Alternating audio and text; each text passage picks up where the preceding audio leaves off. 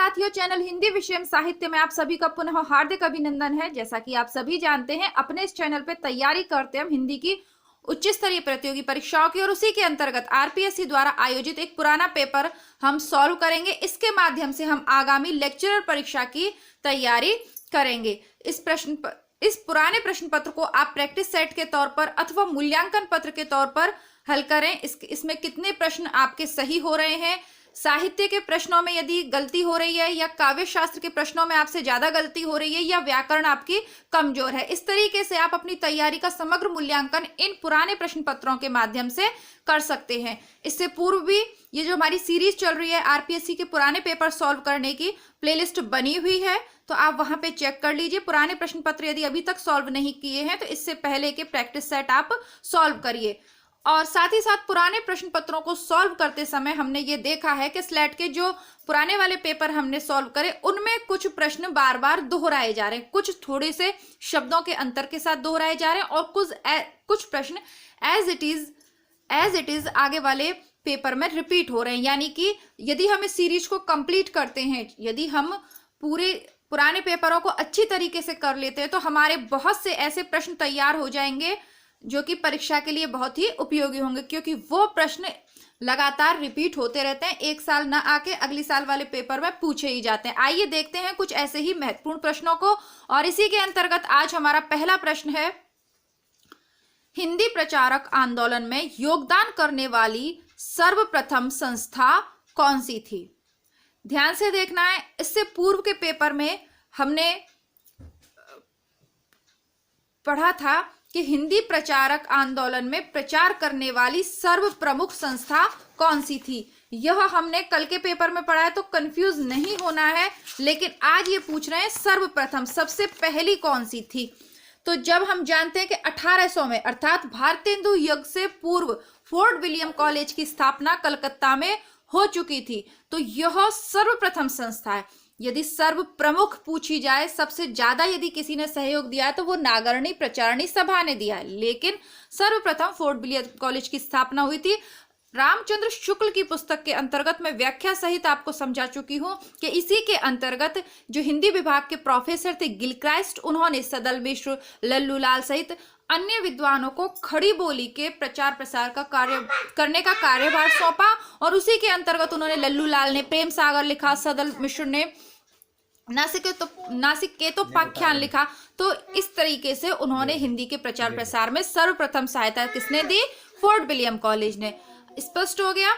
आगे देखते हैं, ब्रजबुली के नाम से जानी जाती है। तो पुरानी जो बंगला है उसको हम ब्रजबुली के नाम से जानते हैं। यह प्रश्न भी बार बार रिपीट होता है। तीसरा जो सर्वाधिक रिपीट होने वाला प्रश्न है वो ढूंढाड़ी बोली से संबंधित है कि ढूंढाड़ी बोली का क्षेत्र क्या है। कभी जयपुर और सवाई माधोपुर दे देगा, और कभी उसको थोड़ा सा, जैसा कि मैंने कहा, कुछ शब्दों के अंतराल से उसको इन्होंने दे दिया पूर्वी राजस्थान। ठीक है, तो ये आप राजस्थान का मैप सॉल्व जब करेंगे, जैसे आप जीके की तैयारी करेंगे, तो उसमें जब राजस्थान का आप मैप सॉल्व करेंगे तो जयपुर का एरिया देख लीजिए, वो पूर्वी राजस्थान में। तो इस प्रकार ये आपके जीके के साथ ही तैयार हो जाएगा।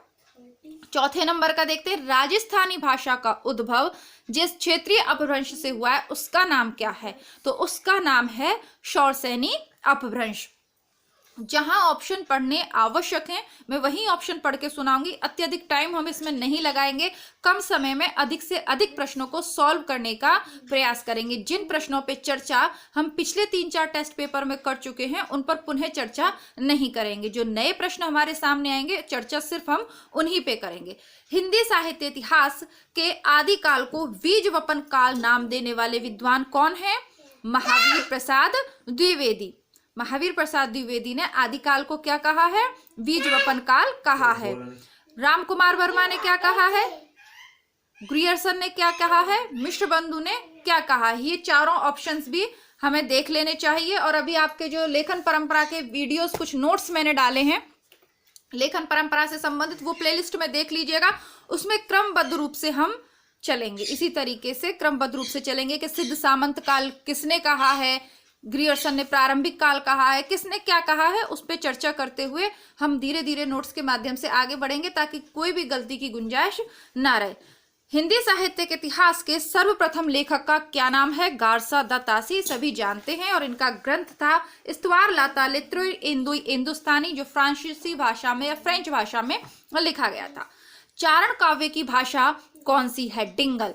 चारण काल की भाषा कौन सी है? डिंगल। डिंगल जब शब्द आए तो थोड़ा सा वीर रस को आप याद करिए। वीर रस में जो हट भट्ट कट इस तरीके की जहां पे दो ध्वनियां रहती है ना, एक आधा सा, एक संयुक्त वाक्य भी और थोड़ा सा आधा, जैसे आधा ट और पूरा ठ, टठ, ऐसे करके जो भाषा है वो डिंगल भाषा के अंतर्गत है। और चारणों का काम ही राजा के गुणों को गाना था, तो उन्होंने डिंगल भाषा का प्रयोग किया।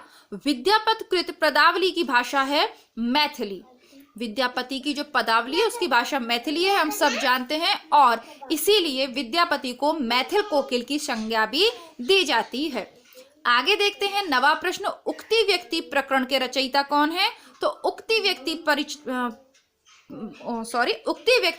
प्रकरण के रचयिता हैं दामोदर पंडित। कल वाले पेपर में हमने ज्योतिरीश्वर ठाकुर के बारे में पढ़ा था और आज हम पढ़ रहे हैं उक्ति व्यक्ति प्रकरण में दामोदर पंडित के विषय में। दोहा कोश के रचयिता सरहपाद। अपभ्रंश में कृष्ण काव्य के प्रणेता कौन है? अपभ्रंश में कृष्ण काव्य के प्रणेता कौन है? तो अपभ्रंश में कृष्ण काव्य के प्रणेता हैं पुष्पदंत।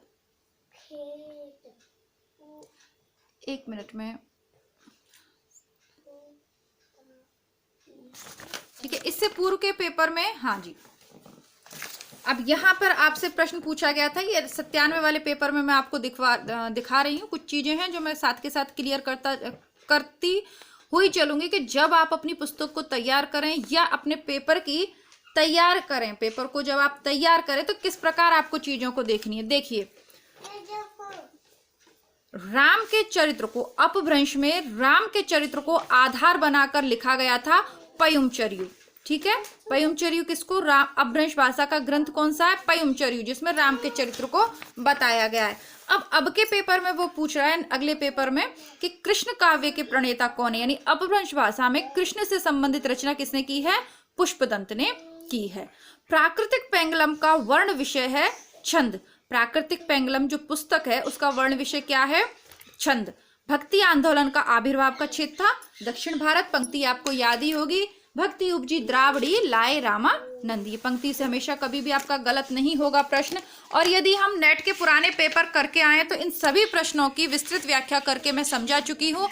और जिन विद्यार्थियों ने नेट के पेपर लगाए हैं उनके लिए यह प्रश्न बहुत ही सरल है। बल्कि यदि ऐसा पेपर असिस्टेंट प्रोफेसर का आ गया तो जो बच्चे लगातार चैनल से तैयारी कर रहे हैं, जो विद्यार्थी, और जो नेट के पुराने पेपर सॉल्व करके आए, मुझे लगता नहीं है कि इसके अलावा आपको कुछ और भी पढ़ना पड़ेगा। बिना किसी पुस्तक को पढ़े आप टॉप कर जाएंगे यदि ऐसा प्रश्न पत्र आ गया तो। हालांकि उम्मीद कम है, थोड़ा स्तर इस बार अच्छा होने वाला है आपके प्रश्न पत्र का, लेकिन फिर भी रचनाएं आपकी, जो नए विद्यार्थी हैं पहली बार वीडियो को देख रहे हैं, मैं बता दूं आपके जितनी भी रचनाएं लगी हुई हैं उसमें से कहानी, निबंध, गोदान, कविताएं, बहुत कुछ प्लेलिस्ट में उपलब्ध है, आप वहां से पढ़ सकते हैं। सेकंड पेपर है हिंदी साहित्य का इतिहास आपका 2 शुक्ल की पुस्तक के माध्यम से, और जो आपके राजस्थान बोर्ड में पुस्तक चलती है, दोनों ही पुस्तकों के माध्यम से कंप्लीट करवा चुकी हूँ। हाँ, जो नए आधुनिक काल के आलोक धनवा वगैरह जो लेखक लास्ट वाली लाइन में लगे हुए हैं, बस वो बाकी रह गए। बाकी गद्य विधाएं भी करवा चुकी हूँ, यानी लगभग आपके सिलेबस का बहुत बड़ा हिस्सा हम कवर कर चुके हैं।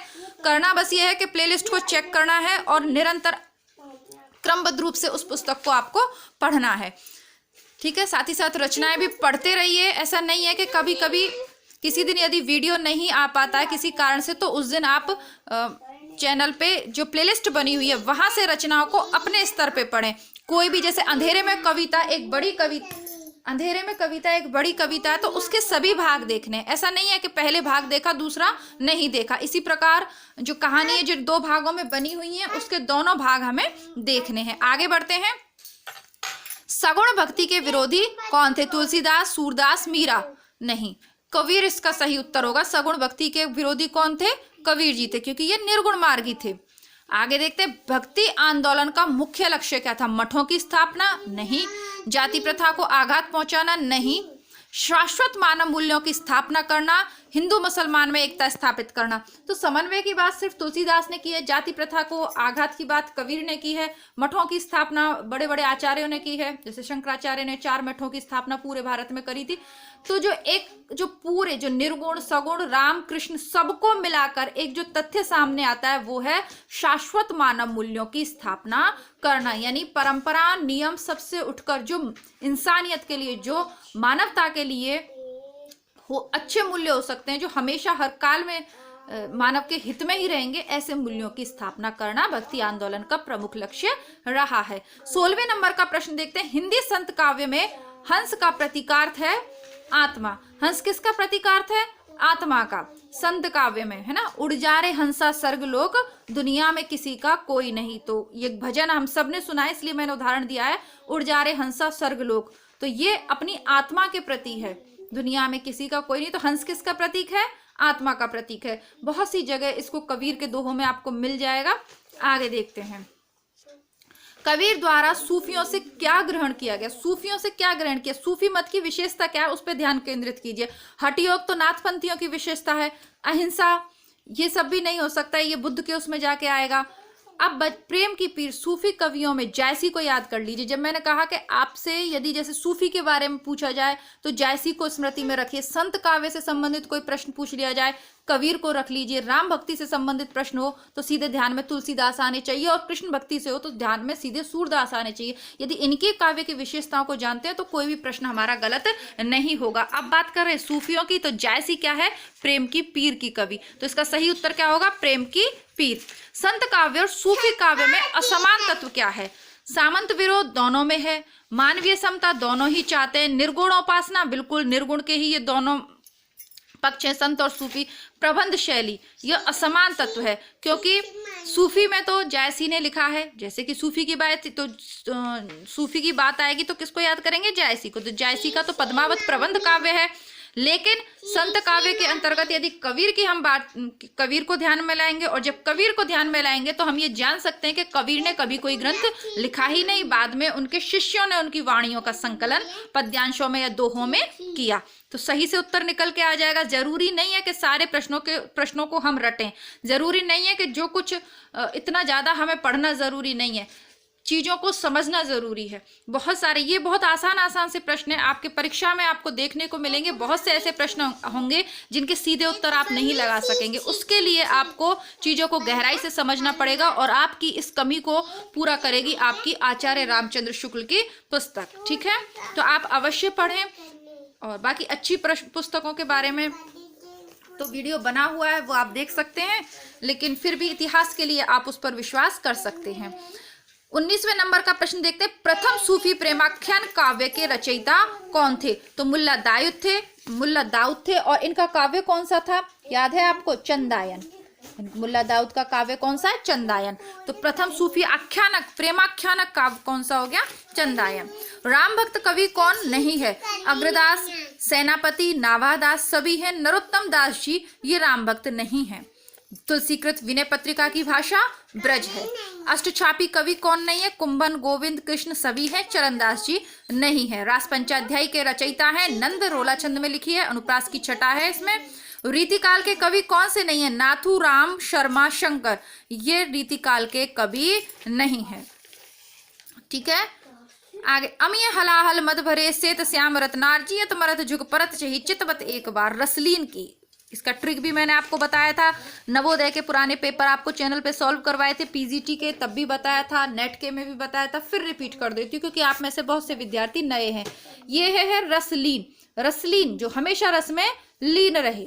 ठीक है, अमीय वही अमीय, हलाहल जहर, ये क्या है? अमीय क्या है? अमृत, जहर, मद क्या होती है? मदरा या जो भी है रस। तो ये सब के सब किसके हैं? रस ही हैं। ये सब क्या है? अमीय, ये सब रस मद भरे, तो रस में लीन। अब जो एक तरीके से ये सब द्रव्य हैं, इनको पीकर है ना, उसमें रस की ही बात है, तो इसलिए इसका ट्रिक लगा सकते हैं आप। अमीय हलाहल मद भरे, ये आते ही रसलीन इसका सही उत्तर है। आगे देखते हैं। भूषण की कविता का प्रधान स्वर है कारुणिक, श्रृंगारिक, प्रशस्तिपरक और व्यंग्यात्मक। तो भूषण वीर रस के कवि हैं, रीतिकाल के एकमात्र कवि, एकमात्र तो नहीं है और अन्य ने भी लिखी है, लेकिन सर्वाधिक प्रसिद्धि भूषण को मिली है वीर रस में रीतिकाल के अंतर्गत। तो प्रशस्ति परक रचनाएं इन्होंने लिखी हैं। शिवावामनी है, छत्रसाल दशक है, तो उनमें राजाओं की प्रशंसा है, तो प्रशस्ति परक। 27वें नंबर का प्रश्न देखते हैं, नई कविता की विशेषता नहीं है। बेटा थोड़ा चुप हो जाओ, बोलना जरूरी नहीं है। वाद मुक्तता, वैचारिकता, राग दीप्ति, शंका संदेह के स्वर। तो शंका और संदेह के स्वर ये नई कविता की विशेषता नहीं है। आगे देखते हैं, रक्त है या नसों में शुद्र पानी, जांच कर तू शीस दे देकर जवानी। तो माखनलाल चतुर्वेदी ने यह पंक्तियां लिखी हैं। ये माखनलाल चतुर्वेदी वही हैं जिन्होंने पुष्प की अभिलाषा कविता लिखी है कि ठीक है। आगे देखते हैं, यह छुई मुई सा सकुचाना, भयभीत मृगी सा घबराना, ये नहीं लाज की बेला प्रिय, कुंजों में छिप छिप छेड़ रहा देशीजा कलियों को फागुन। उपयुक्त पंक्तियों के रचयिता हैं धर्मवीर भारती।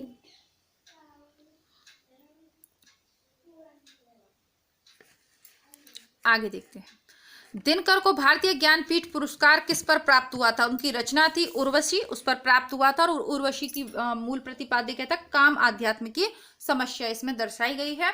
पुरवार उर्वशी का इसमें कथानक है।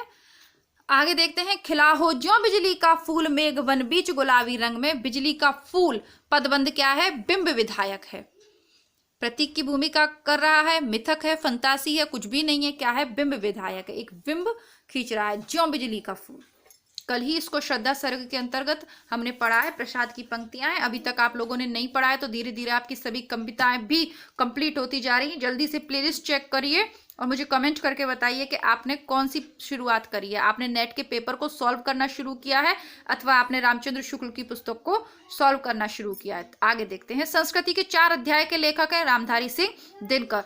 प्रगतिवाद उपयोगितावाद का ही दूसरा नाम है। नंदुलारे वाजपेयी का कथन है। अस्तित्ववाद से प्रभावित रचना कौन सी है? झूठा सच, मैला आंचल, गुनाहों का देवता, अपने अपने अजनबी। तो झूठा सच है यशपाल की रचना, यह देश विभाजन पर आधारित है। मैला आंचल है फणीश्वरनाथ रेणु की रचना, आंचलिकता पर निर्भर है। गुनाहों का देवता धर्मवीर भारती की है और प्रेम से संबंधित हो। तो एक ऑप्शन बचता है हमारे पास, अपने अपने अजनबी। तो यही अस्तित्ववाद से संबंधित है। अपने अस्तित्व को बाद अपने अपने की बात हो रही है सॉरी। आगे देखते हैं, अशोक के फूल नामक निबंध संग्रह के रचनाकार हैं हजारी प्रसाद द्विवेदी और यह निबंध अशोक के फूल हमने चैनल पे पढ़ा भी है। हिंदी की सुप्रसिद्ध कहानी हार की जीत के लेखक हैं सुदर्शन और यह भी एक मनोविश्लेषणात्मक कथाकार हैं। हार की जीत प्रसिद्ध कहानी है सुदर्शन की।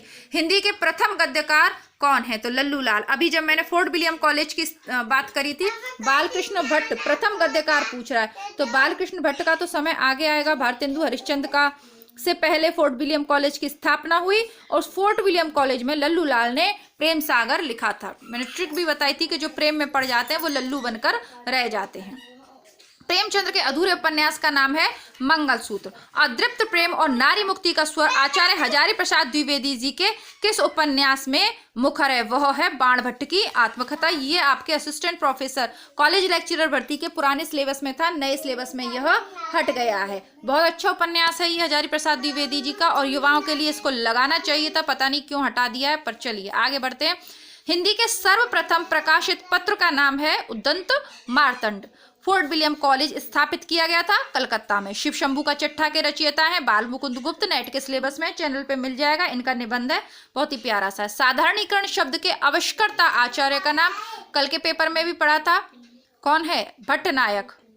ये कहाँ पढ़ा था हमने? साधारणीकरण शब्द के आविष्कर्ता आचार्य का नाम भट्ट नायक। जस्ट इससे पिछले वाले पेपर में ही हमने ये पढ़ा था। विभावना अलंकार का लक्षण है बिना कारण के कार्य की सिद्धि। बिन पग चले सुने बिन काना, यह विभावना अलंकार का उदाहरण है। बिना कारण के ही कार्य हो जाता है। सही कथन कौन सा है इसमें से? व्यंग्यार्थ निष्पत्ति में मुख्यतः अर्थ अनिवार्यतः वादित होता ही है। ठीक है, व्यंग्य में मुख्य अर्थ से तो संबंधित नहीं होता है। और लक्षणा की प्रवृत्ति, ये सारी चीजें हम पढ़ चुके हैं। व्यंग, इसमें थोड़ा सा शब्दों को लिस्ट बना दिया गया है, बाकी ये चीजें पिछले दोनों पेपर में पूछी गई हैं। व्यंजना शब्द शक्ति से संबंधित है। नाट्य शास्त्रकारों द्वारा अमान्य रस कौन सा है? नाट्य शास्त्रकारों द्वारा अमान्य रस है शांत रस। शांत रस को वो नहीं मानते हैं, यानी भक्ति रस को, इसको बाद में जोड़ा गया है। कवि की अनुभूति का साधारणीकरण होता है, इस मत के पोषक कौन है? डॉक्टर नगेंद्र। और आलम्बन धर्म का साधारणीकरण होता है, इसके पोषक कौन है? रामचंद्र शुक्ल ने इस मत को माना है। और डॉक्टर नगेंद्र ने माना है कि कवि की अनुभूति का साधारणीकरण होता है। स्वरूपतः यथार्थवाद होता है आदर्शवाद का विरोधी। छायावाद के प्रवर्तक का नाम है जयशंकर प्रसाद। और कलाधर उपनाम से कविता कौन लिखते थे? जयशंकर प्रसाद। इसी के साथ आपके 50 महत्वपूर्ण प्रश्न हमने सॉल्व कर लिए हैं। आशा करती हूँ आपको अच्छे लगे होंगे। वीडियो अच्छा लग रहा हो तो लाइक करना आप भूल जाते हैं, जल्दी से लाइक कर दीजिएगा वीडियो को बंद करने से पहले। साथ ही साथ धीरे धीरे कॉलेज स्कूल वगैरह खुलने लग गए हैं, तो आप अवश्य ही अपने मित्रों को इन वीडियोस को शेयर करें, क्योंकि बहुत सी रचनाएं चैनल पे ऐसी उपस्थित हैं जो बीए और एमए के सिलेबस में लगी हुई हैं। हो सकता है प्रतियोगी परीक्षाओं की की तैयारी न कर रहे हो, लेकिन जो लोग आपके आसपास हिंदी विषय से जुड़े हुए हैं उनको चैनल से वीडियो ज़रूर आप शेयर कीजिए। मिलती हूँ कल नए वीडियो के साथ, तब तक के लिए नमस्कार, धन्यवाद, जय हिंद।